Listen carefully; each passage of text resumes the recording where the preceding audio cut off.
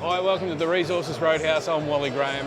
I'm with Dermot Ryan, Managing Director of Alto Metals. Now Dermot, you've got quite a substantial land holding in the East Murchison region. You've been conducting some extensive exploration work already. What has that sort of told you, and what are you going to be doing after that? Yes, thanks Wally. Look, we've got 800 square kilometres of greenstone, Archean greenstone, sandwiched between the Norseman-Wiluna belt and Meekatharra Mount Magnet belt. If we look around our neighbours at Wiluna and Jundee and Bronzewing and these others, there's the endowment of those mines is anywhere between 4 and 11 million ounces. That's gold mined and gold in the ground. When you look at sandstone, there's only been 1.3 million ounces mined, and you've got to ask yourself the question, why is it so? It's because there's soil and sand cover, and the exploration that's been conducted to date is relatively shallow.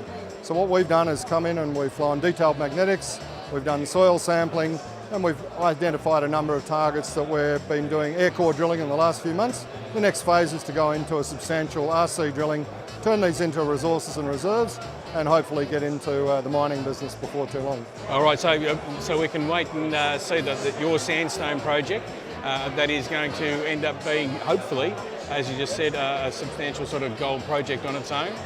So what's your next step?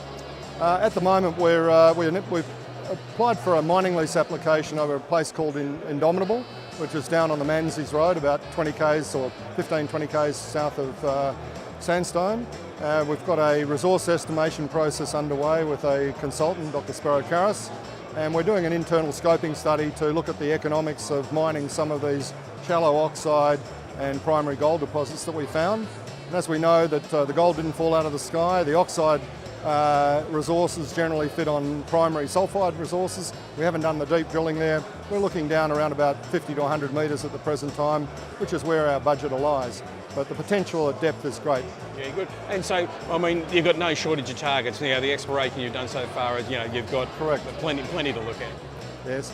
We've just completed 12,500 metres of air core. About half of those results are in.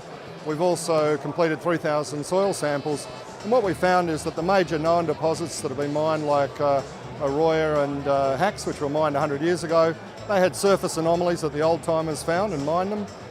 Troy Resources had a soil anomaly over Bull China. There's a soil anomaly over Lord Nelson. So these deposits, anywhere between 200,000 and 300,000 ounces in deposits, do have a surface geochemical expression. And our soil sampling's identified a lot more soil anomalies that haven't yet been adequately drill tested. Oh, great. Well, you're obviously in a good neighbourhood. Obviously, we can expect a good lot of news flow over the next 6 months. We look forward to hearing all that, and we look forward to bringing it to you at the Resources Roadhouse. Thank you very much, Wally. Thanks, appreciate it. No worries.